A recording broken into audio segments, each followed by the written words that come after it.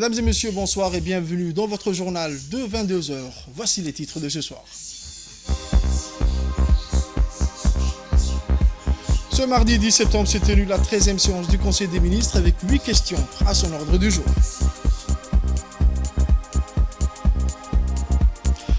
Dans l'actualité internationale, à Gaza, un nouveau massacre dans l'enclave palestinienne. Les détails dans ce journal de ce soir. Le journal au complet à présent, mesdames et messieurs. En ce mardi 10 septembre, s'est tenue la 13e session du Conseil des ministres avec 8 questions à son ordre du jour. La première question concernait un projet de loi de finances relatif au budget rectificatif pour l'exercice 2024. On écoute les propos du ministre des Affaires étrangères et de la coopération internationale, M. Mohamed Ali Youssouf. Sous la présidence du chef de l'État, son Excellence M. Ismaïl Omar Guelleh, s'est tenue la 13e séance en ce mardi 10 septembre 2024. Étaient inscrites à l'ordre du jour 9 questions. La première question concerne un projet de loi des finances portant budget rectificatif de l'État pour l'exercice 2024. Ce projet de loi a pour objet la révision des prévisions budgétaires de la loi des finances initiale pour 2024 pour tenir compte des mesures et engagements nouveaux de l'État. Ce projet de budget rectificatif 2024 de l'État est présenté en équilibre et arrêté en recettes et en dépenses à un total de 157 milliards 327 millions de francs Djibouti, soit une augmentation de 4 milliards 800 millions de francs Djibouti, plus de 3% d'augmentation par rapport au budget prévisionnel initial de 2024 qui était de 152 milliards 490 millions de francs Djibouti. Le contexte économique régional et international est marqué par un ralentissement et une morosité qui impactent l'économie nationale. La croissance du PIB réel est estimée à 7,71%. Cette croissance est notamment stimulée par l'amélioration des activités portuaires au premier semestre 2024, ainsi que par une performance supérieure à celle anticipée dans le secteur de la zone franche. L'inflation a légèrement diminué, passant de 1,5% en 2023 à 1,4% escompté en 2024, principalement en raison de la baisse des prix des produits de base. La deuxième question concerne un projet de loi portant approbation des comptes financiers du Fonds de développement économique de Djibouti, plus connu sous l'acronyme FDED, pour l'exercice 2023. Les comptes financiers du Fonds de développement pour 2023 sont arrêtés en produit à 524 920 000 francs Djibouti et en charge à 401 368 000 francs Djibouti et dégagent un résultat positif de 123 521 000 francs Djibouti. Les produits de l'exercice sont en augmentation et passent de 524 millions de francs Djibouti en 2023 à 476 millions de francs Djibouti en 2022. Le résultat de l'exercice est en forte augmentation, c'est-à-dire plus de 318% par rapport à l'exercice précédent. Il passe de 29 400 000 francs Djibouti en 2022 à plus de 123 millions de francs Djibouti en 2023. Le total des produits connaît une augmentation de plus de 48 millions par rapport à l'exercice précédent. Les produits passent de 476 millions en 2022 à 524 millions en 2023. Les charges totales de l'exercice connaissent une diminution de moins 45 millions en 2022 et les charges de personnel connaissent aussi une augmentation de plus de 24 millions. Les disponibilités de fonds connaissent une augmentation de plus de 346 millions de francs Djibouti. En 2023, le Fonds de développement a enregistré une performance positive pour la deuxième année consécutive avec plusieurs indicateurs affichant des résultats positifs. La troisième question est relative à un projet de loi portant approbation des comptes financiers de la Caisse militaire de retraite.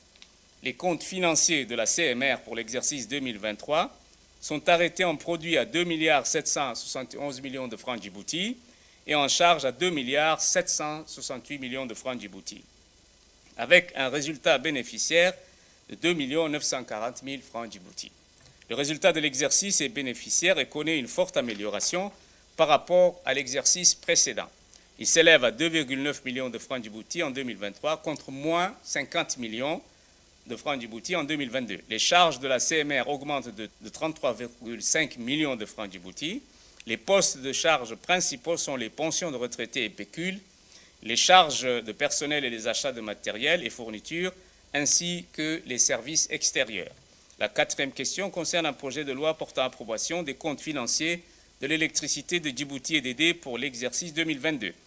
les comptes financiers de l'EDD pour l'exercice 2022 sont arrêtés en produit à 32 871 millions de francs Djibouti et en charge à 31 633 millions de francs Djibouti avec un résultat net excédentaire de 906 millions 42 000 francs Djibouti. Le résultat de l'exercice est bénéficiaire mais connaît une forte baisse, moins 1,26 milliard. Il passe de 2,17 milliards de francs en 2021 à 906 millions de francs Djibouti en 2022, soit une baisse de 58%. Le total des produits connaît une progression et passe de 31,3 milliards de francs Djibouti en 2021 à 32,8 milliards en 2022. Cette hausse est due à une augmentation du chiffre d'affaires composé des ventes d'énergie et de travaux et prestations. L'EDD a réalisé des investissements de l'ordre de 16,3 milliards de francs Djibouti en infrastructures essentielles, acquisition de logiciels, en construction, en installation technique et en matériel et outillage et en mobilier, ainsi qu'en matériel de bureau, matériel informatique et matériel roulant. La deuxième partie de ce Conseil des ministres a alors examiné un projet de loi approuvant les comptes financiers de l'EDD pour l'exercice 2022. Nous réécoutons le porte-parole du gouvernement. La cinquième question concerne un projet de loi portant approbation des comptes financiers de la Société immobilière d'aménagement foncier, plus connue sous l'acronyme SIAF, pour l'exercice 2023. Les comptes financiers de la SIAF pour l'exercice 2023 sont arrêtés en produit à 2 184 millions de francs Djibouti et en charge à 2 249 millions de francs Djibouti. Le résultat net de la SIAF continue de se résorber et passe désormais de moins 213 millions de francs en 2022 à moins 64 millions de francs en 2023. Les produits connaissent une forte augmentation, donc de 120%, et les charges de personnel représentent près de 28% du total, soit plus de 551 millions de francs Djibouti et connaissent une légère hausse, 7% par rapport à 2022. La sixième question concerne un projet de loi portant approbation des comptes financiers de l'Office djiboutien de la propriété industrielle et commerciale, plus connu sous l'acronyme d'ODPIC, pour l'exercice 2023. Les comptes financiers de l'ODPIC pour 2023 sont arrêtés en produit à 259 912 000 francs Djibouti et en charge à 243 930 000 francs Djibouti. En 2023, l'ODPIC a poursuivi les réformes pour améliorer l'environnement des affaires et faciliter les procédures de création d'entreprises. En 2023 aussi, l'ODPIC a enregistré un résultat net de 15 980 000 francs Djibouti, moins que l'année antérieure. Durant les exercices 2022-2023, l'ODPIC a poursuivi l'amélioration de l'environnement des affaires en vue de faciliter le climat des affaires en continuant à œuvrer pour la facilitation des procédures de création des entreprises. La septième question est relative à un projet d'arrêté portant mise en place du comité technique de mise en œuvre et de gestion des sanctions financières ciblées liées au terrorisme et à la prolifération des armes de destruction massive. Dans le cadre de la lutte contre le financement du terrorisme, la prolifération des armes de destruction massive, notre pays a mis en place des mesures spécifiques visant à renforcer la sécurité nationale.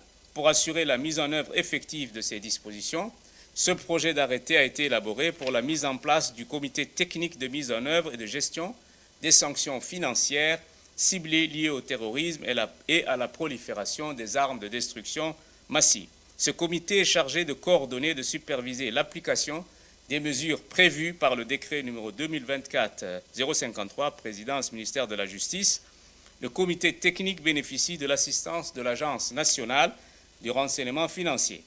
La huitième question est relative à un projet d'arrêté portant mise en place d'un comité institutionnel de gestion lié à l'épidémie de la variole du singe, plus connue sous l'acronyme de Mpox. Depuis le 14 août 2024, l'épidémie de variole du singe, également connue sous l'acronyme Mpox, a été déclarée urgence de santé publique de portée internationale. Cette maladie se transmet principalement par contact direct avec des lésions cutanées infectées, des liquides corporels ou encore des objets contaminés. Elle peut également se propager par le biais d'animaux infectés aux humains. Notre pays met en place un cadre institutionnel pour gérer cette crise sanitaire.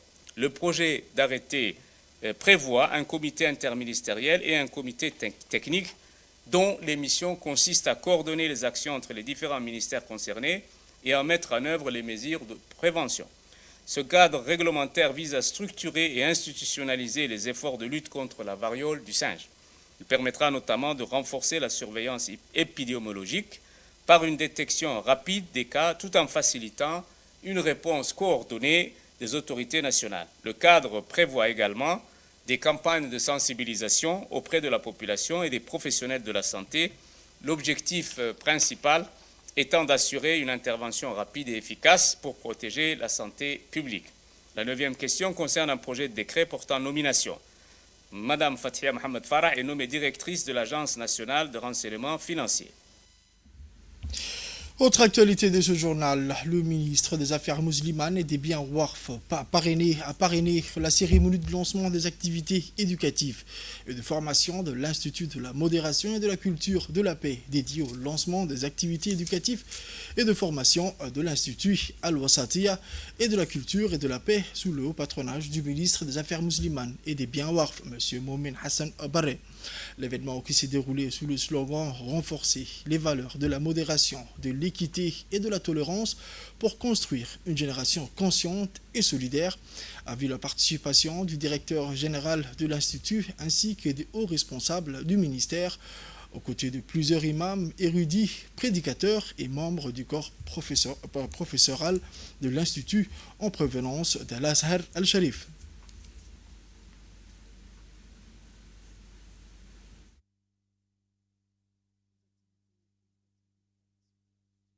Une importance capitale dans le façonnement et le développement des compétences des imams et des prédicateurs. Ce centre scientifique est le fruit d'une vision stratégique plus large visant à améliorer et à développer l'éducation religieuse à Djibouti et dans la région de la Corne de l'Afrique en réponse aux défis et à l'évolution contemporaine. Il convient de noter que l'Institut de la modération et de la culture de la paix, inauguré sous le patronage du président de la République en 2023, est l'un des projets pionniers dans le domaine de l'éducation religieuse.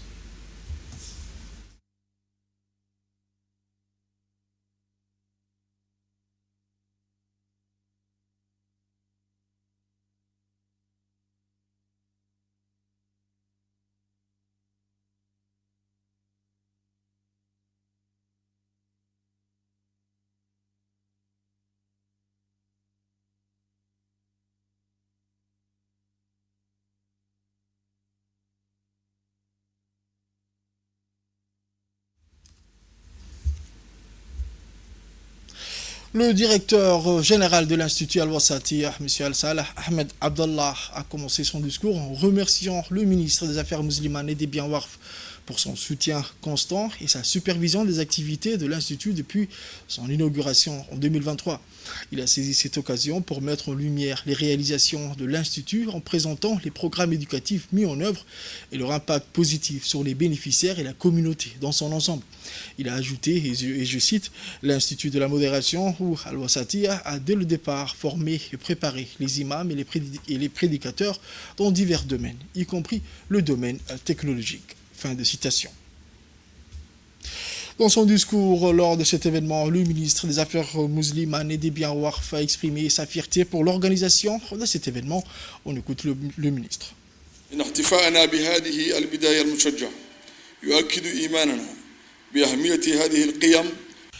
Notre célébration de ce début prometteur confirme notre croyance en l'importance de ces valeurs et nous pousse à avancer dans la réalisation de notre vision de construire une communauté solidaire empreinte d'harmonie, de coopération et de fraternité.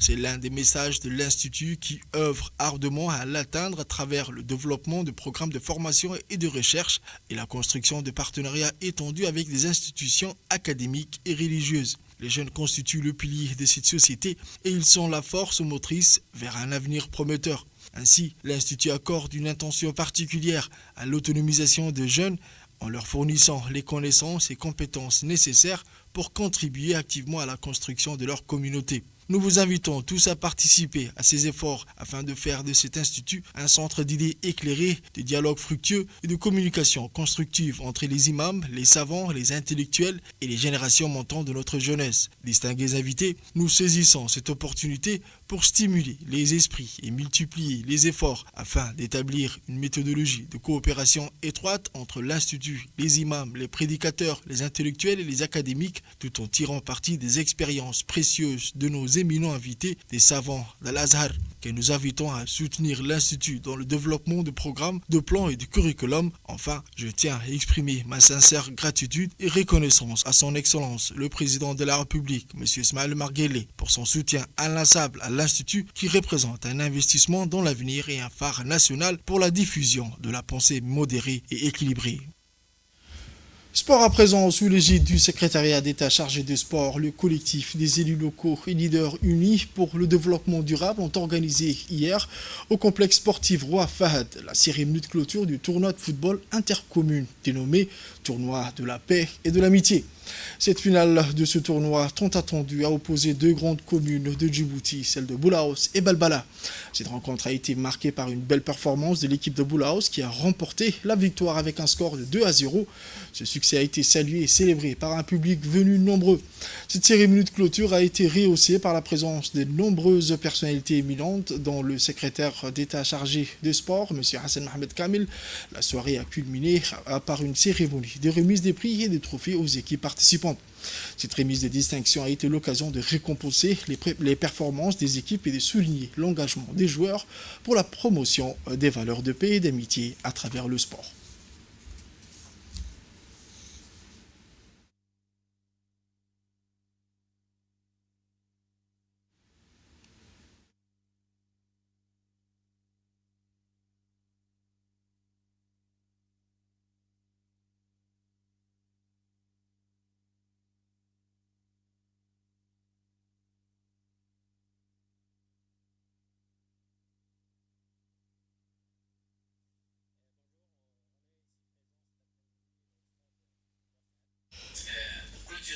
L'ambassadeur extraordinaire et plénipotentiaire de la République de Djibouti auprès de la République de l'Inde et de la République démocratique et socialiste du Sri Lanka, son Excellence Issa Abdullahi Assowe, a remis ce lundi 9 septembre 2024 ses lettres de créance au président de la République des Maldives, son Excellence Dr Mohamed Mouizou, en sa qualité d'ambassadeur extraordinaire et plénipotentiaire de la République de Djibouti auprès de la République des Maldives, avec résidence à New Delhi. Lors de cette cérémonie de remise des lettres de créance, le président Mohamed Mouizou a accordé à l'ambassadeur djiboutien un bref entretien duquel ce dernier lui a transmis des salutations chaleureuses de son homologue et frère de la République de Djibouti, son Excellence M. Ismaël Omar Guelleh.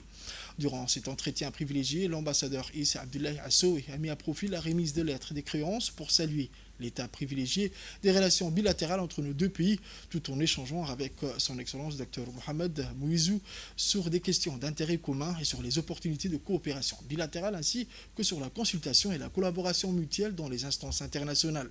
Le président de la République des Maldives a pour sa part manifesté sa volonté de renforcer la coopération existante entre nos deux pays à travers une diplomatie active et intensive au service de la paix et de la sécurité, de la prospérité et du développement commun.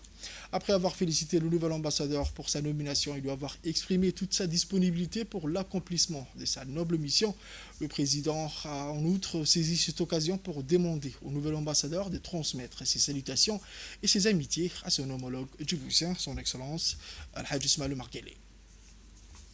Dans la région à présent, une cérémonie de distribution de la première tranche de parrainage des orphelins pour l'année 2024 dans la région de Dikil.